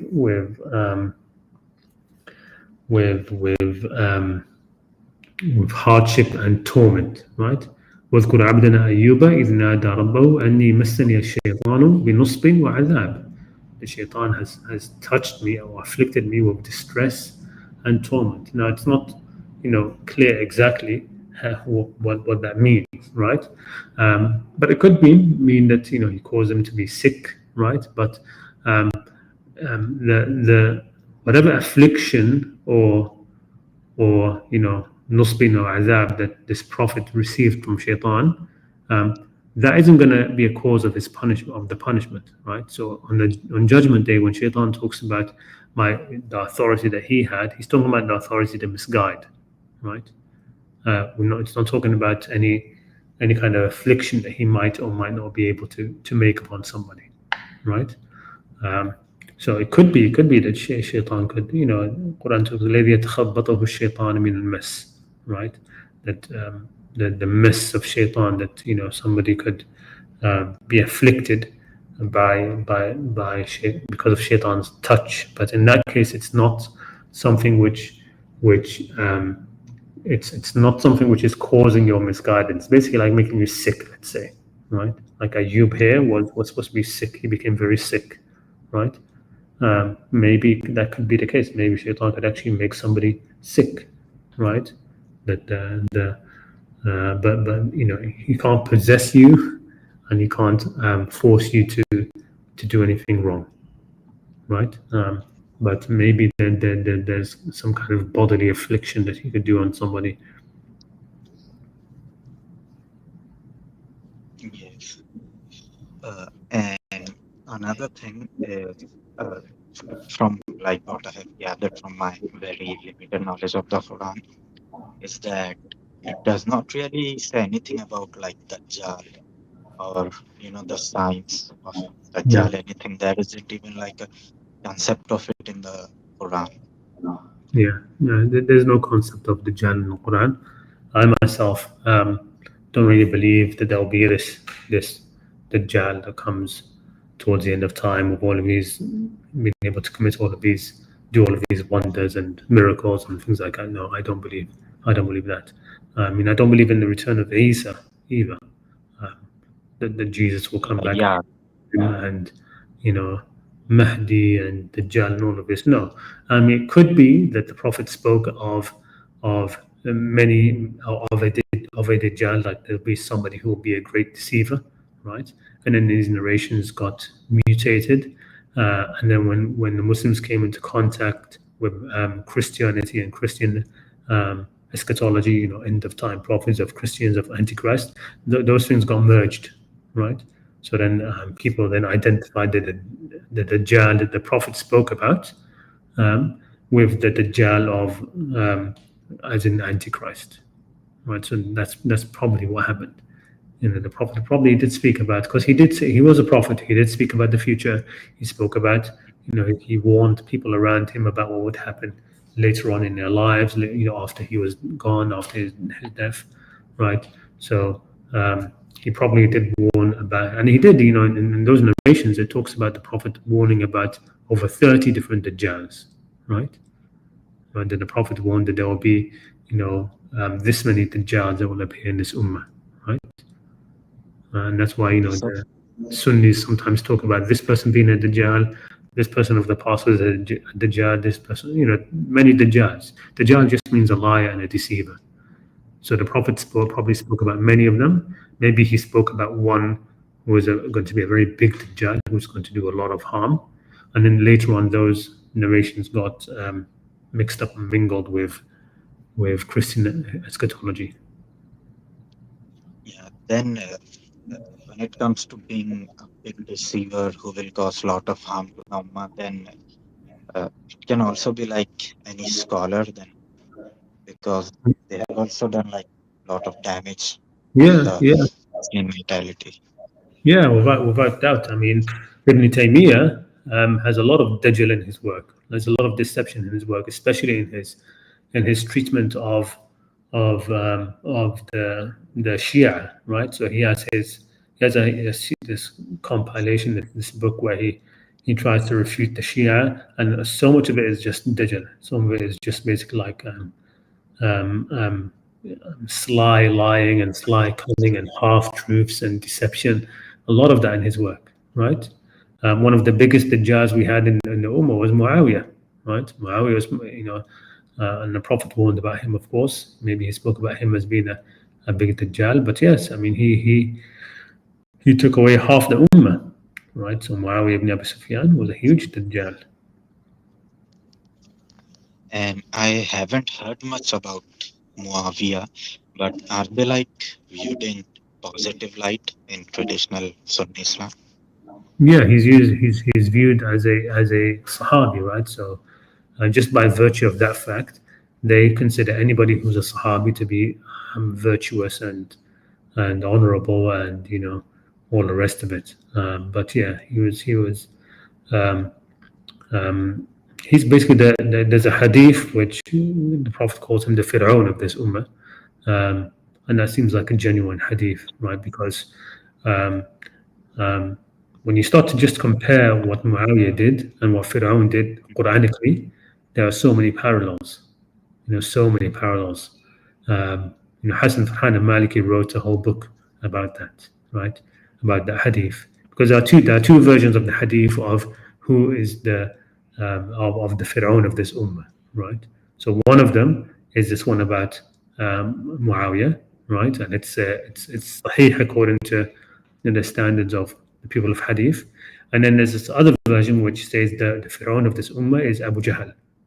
And Hassan Farhan Maliki said he looked at that and he started to just wonder, hey, hold on a minute, how is Abu Jahl in any way like Fir'aun, right? Abu Jahl never ruled, right? He was never like a ruler at all.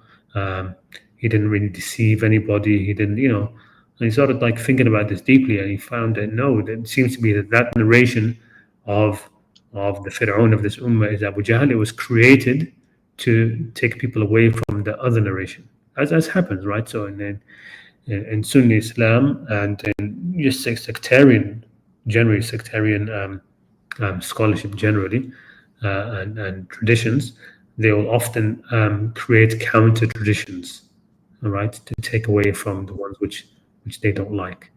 Okay, um, so you have this a lot in the Shia versus Sunni um, corpuses, right? So if there's a narration um, praising Ali in a certain way, you find that there's another narration almost exactly the same, saying the opposite about him, right?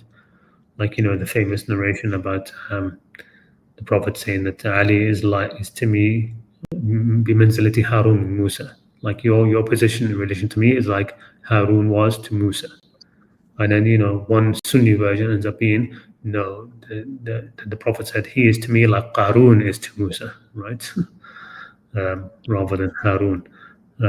So you have a lot. You find a lot of these. Of course, people don't know about the counter hadiths because a lot of them have they're so obvious, such obviously forgeries that people never hear about them. But at the same time, sometimes it's the opposite. The people hear about the forgeries and they don't know about the real hadiths, right?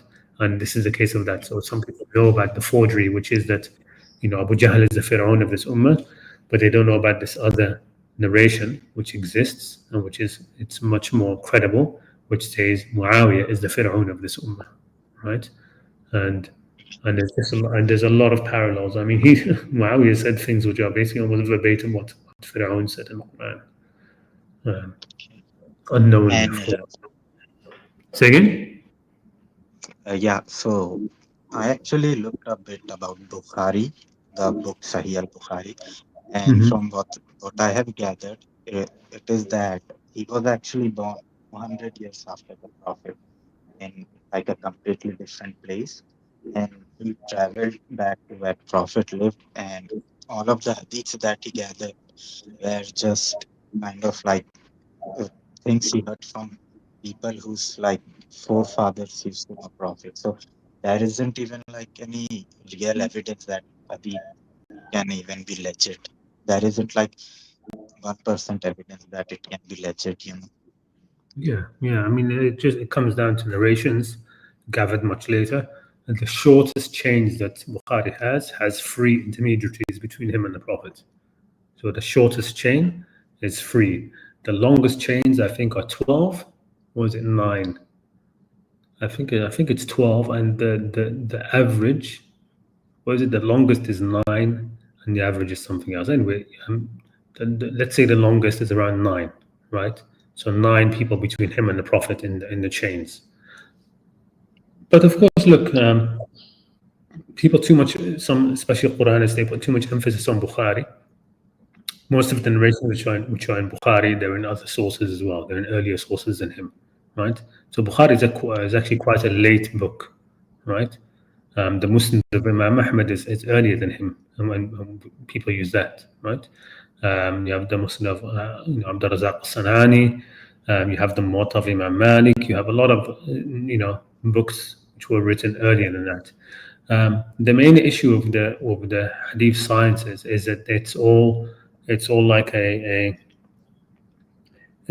science itself is just it's like an in-group thing, right? So they decide who is it's circular. They decide who is trustworthy based on what they narrate, right? And and so when somebody narrates the things which they think are right, that person is trustworthy. When somebody narrates the things which they think are false, then they say that person is a liar, right? So it becomes circular. So they in terms of who they decide is trustworthy and who is not, it's all sectarian based. So there's that issue. Then there's the issue that the science of hadith came late. Like in the early generations, nobody was narrating hadiths like that.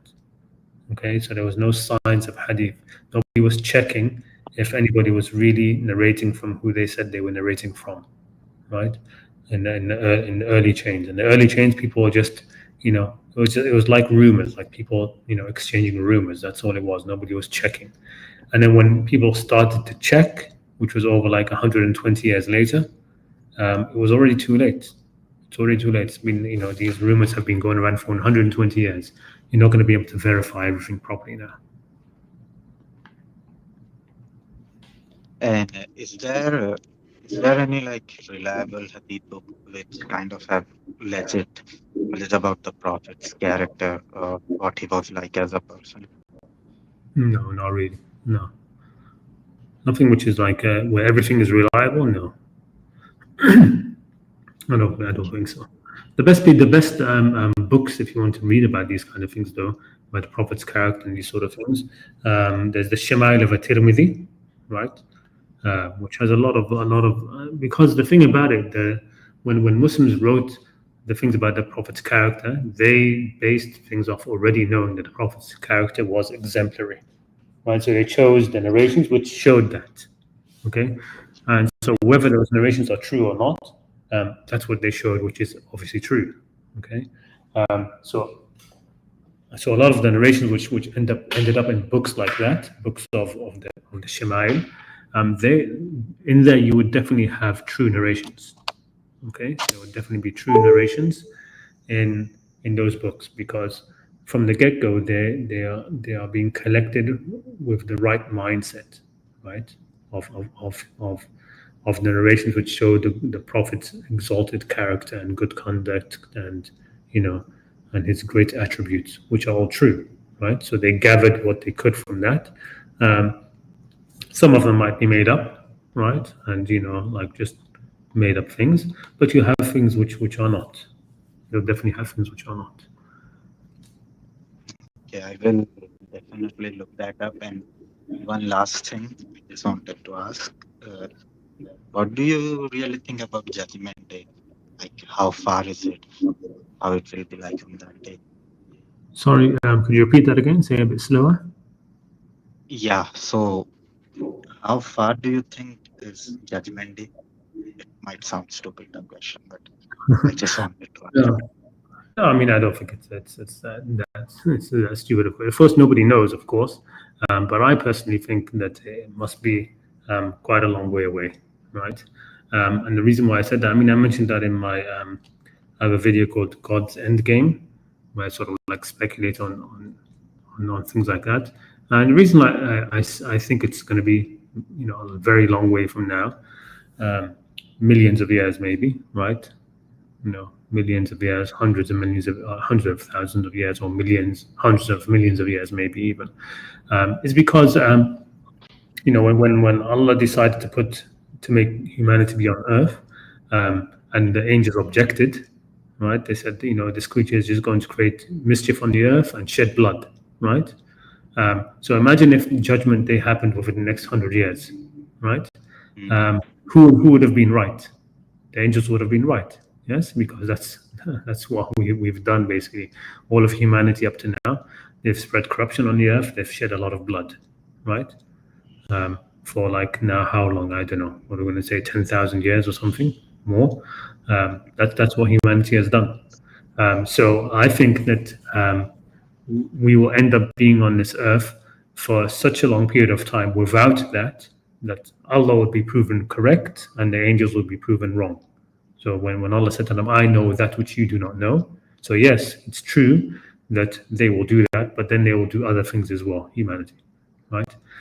So that's one reason why I think that in the end humanity will end up being a good Khalifa on this earth, a good Caliph, representative of Allah on this earth, and maybe beyond this earth as well, right? Maybe we are meant to seed the universe, and I spoke about that idea in that video. So that's one reason. Another reason is because in terms of God's sight, how long has it been since the final messenger, right? It's been like a year and a day and a half, right? Because in the Quran Allah says a day with him is like 1,000 years from what you reckon. Okay, so if it's only been a day and a half since Allah revealed the Quran, it's only been 2 days since Isa ibn Maryam, since Jesus, right? I think that we've got many more days left, let's say, right, before Judgment Day, right? Allah is not going to send the Quran, the last prophet, and then sort of a day and a half later, bam, Judgment Day, right? No, I think it will be um, uh, at least a few more thousand years, let's say. Yeah, and another thing, it is just another stupid question, but I just have this curiosity, so I will have to ask it. It's fine. So, uh, if like someone who lived in prehistoric age, right, and Hmm. the only thing that person knew was how to survive or live in his cave or fight for his survival, and he like couldn't speak any language or anything. How do you think that person might be judged after his death? Well, I don't think that any person like it would have ever existed, but let's say they did. You'd be judged upon what is almost like what we're talking about here was ma'ruf, like the universal knowns, right? So we all have a fitrah where we recognize the right and the wrong, right? So a person like that in that sort of situation, we judged upon the fitrah that they already have, right? The fitrah that they are born with, right? So yes, they're trying to survive and all the rest of it, but they will have opportunities where they could do something wrong, but they decide not to, or they decide to do it, right? They have an opportunity to steal from somebody, uh, but they decide not to. They have an opportunity to help somebody, they decide to help somebody, or they have an opportunity to murder somebody, decide to do it or not do it, that sort of thing. They have an opportunity to show kindness, be good to their parents, because they're going to have parents. They will have children to look after their children. All of these things are involved, in just living your life, right? So there are things that everybody will know, um, the basic rights and wrong. Remember that again, I mentioned this before. The religion is easy, right? The deen is easy. Yes. You're just supposed to end up being more human than animal, right? If you can get out of this world more human than animal, then you're okay. Okay. So, so you don't really believe that there was such a thing as prehistoric age, like we were taught in history class, cavemen and all of that? Well, yeah, there are probably cavemen and things like that, but everybody knew language. I mean, one of the things that Allah says in the Quran is, Rahman allama al-Quran, khalaq al-insan, allamahu al-bayan, that Allah imprinted in the human being language. The human being is a creature of language. So you were saying somebody who doesn't know any language, anything. No, I think everybody. I don't think there's ever been any human beings anywhere that didn't know language, right? That didn't learn language. Unless you're talking about an isolated person born, I don't know, and raised by wolves or something. And there was somebody like that. There was actually this girl who was raised by, well, her parents kept her. It's a really sad story. Her parents kept her with the dogs in the backyard or whatever, and she spent more time with the dogs or something.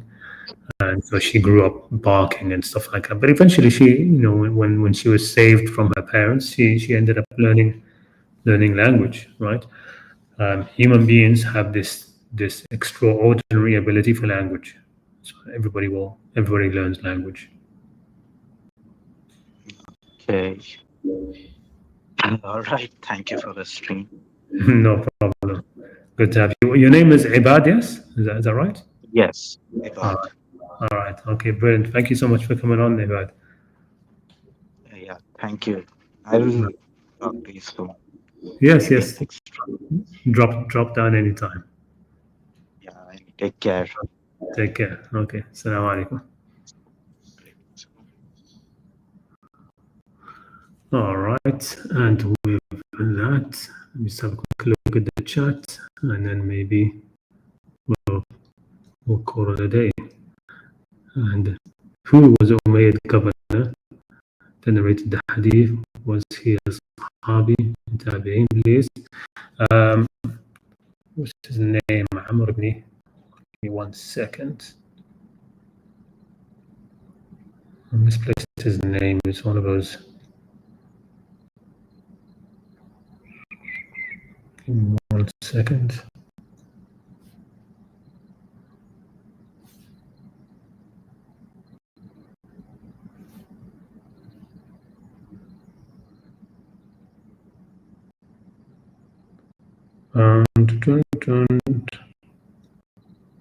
Where are you? I have a bunch of them. So Ibn Umar had the students. He had Salim, his son Salim, who was actually his most notable narrator, most knowledgeable person. Salim, Nafi, of course, where you get the golden chain to Imam Malik. He had, what did we have?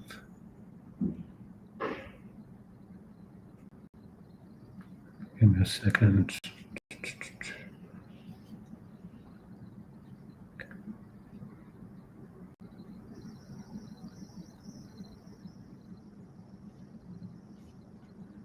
Why is this absolutely not functioning?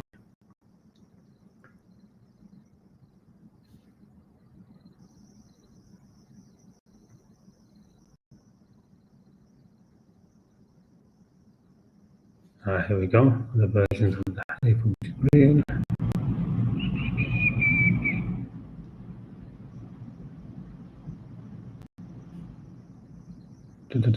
عن ابن عمر شرح الحديث. هذا الحديث تفرد به مسلم عن البخاري بإخراج فرجه من طريق كميس عبد الله بن بريدة. There we go. So Abdullah ibn Buraidah.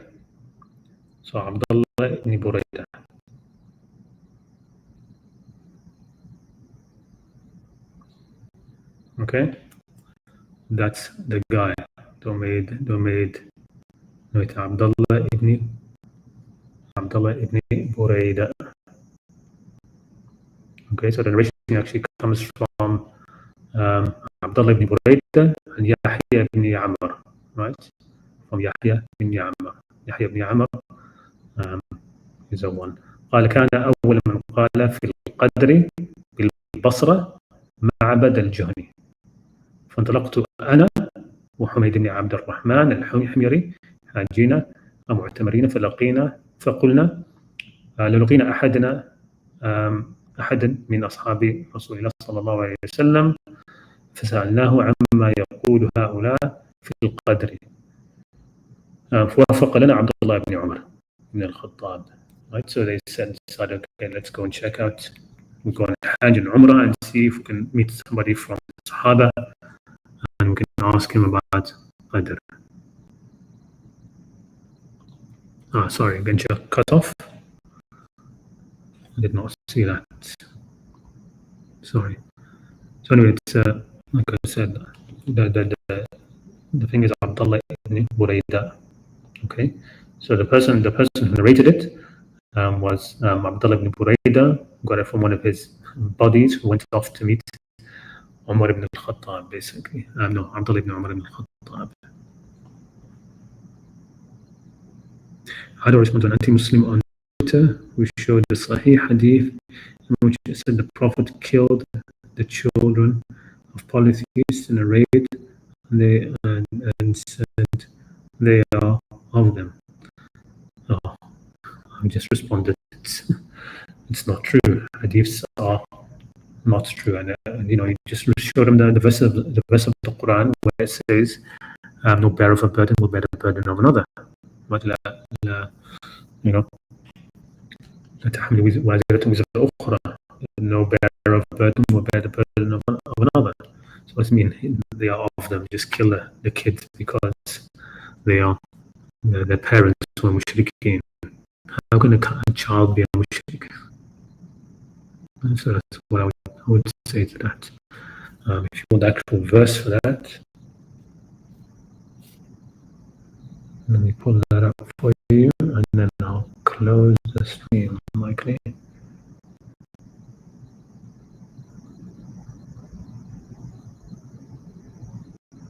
وازرة وزر أخرى. Yeah, so I'd show them verse 6, Quran, Surah 6, Surah Al-An'am, verse 164, right? Q 6164. And that should make it obvious.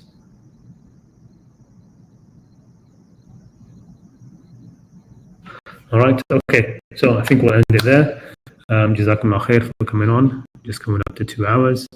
And inshallah, we'll definitely try to be more consistent in the live streams. Maybe do one next week, in fact. Okay. Assalamu alaikum wa rahmatullahi ta'ala wa barakatuh.